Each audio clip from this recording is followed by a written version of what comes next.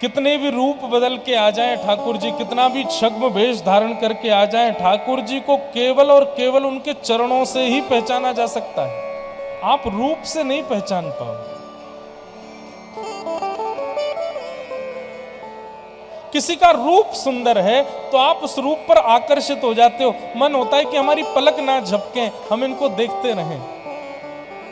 लेकिन ठाकुर जी सामने आ गए और गलती से आपने उनके चरण देख लिए तो चरणों से दृष्टि हटा नहीं पाओगे, इतने सुंदर हैं ठाकुर जी के चरण। अच्छा, हम अपनी कथा में एक बात कहते हैं, आप लोग चाहें तो अपने घर पर कर सकते हैं इस क्रिया को। आपके जैसे अभी पन्ना में जुगल किशोर जी विराजते हैं, ओरछा में राम राजा सरकार विराजते हैं। आप लोग जहां जहां से भी आए हो वहां ठाकुर जी के सुंदर मंदिर हैं, वहां एक क्रिया करके देखिएगा। 10-15 दिन तक आप नित्य मंदिर जाइएगा और मंदिर जाकर के प्रयास करना ठाकुर जी का मुख मत देखना, केवल चरण देखना, ठाकुर जी के केवल चरण देखना। 15 दिन तक प्रयास करना। आपके नेत्र मानेंगे नहीं, ठाकुर जी का मुख जरूर देखेंगे, लेकिन आप अदबद के जाना, ठाकुर जी का मुख देखना ही मत, चरण ही देखना।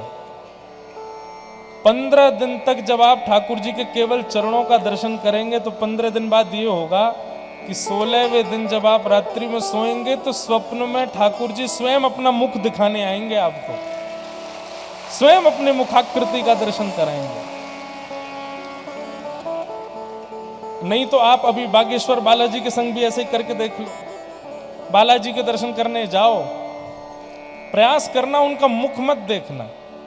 नीचे जहां गदा रखी रहती है ना, वहां ऐसा विचार करना कि वीर आसन में या सुख आसन में श्री बालाजी बैठे, उनके चरण हैं, बस वो गदा के पास ही देखते रहना, मुख मत देखना। ऐसा भी हो सकता है कि 15 दिन नहीं, जिस दिन आप ठाकुर जी के सामने गए और केवल चरण देख करके आए, उस दिन स्वप्न में ठाकुर जी अपना मुख स्वयं दिखाने आएंगे। भैया, ठाकुर जी के चरणों में बड़ी सामर्थ्य है।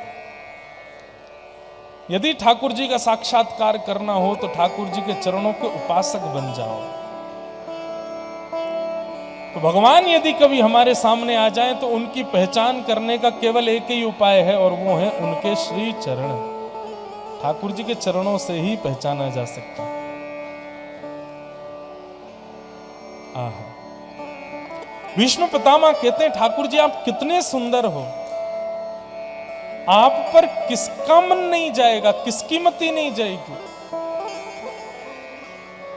बंधु, जिनको ठाकुर जी प्रिय नहीं लगते, जिनको ठाकुर जी सुंदर नहीं लगते, जिनको ठाकुर जी के रूप को देखने में सुख नहीं मिलता, निश्चित है रावण को नहीं मिलता था ठाकुर जी को देखने में। राम जी को देख करके कहता था, हे कौन बनवासी है ये तो। कंस ठाकुर जी को देख करके कहता है, ये छोटा बालक मुझको क्या मारेगा। ये राक्षस दृष्टि जिन लोगों की होती है ना, उनको ठाकुर जी के दर्शन में सुख नहीं मिलता, उनको ठाकुर जी को देखने में आनंद नहीं आता।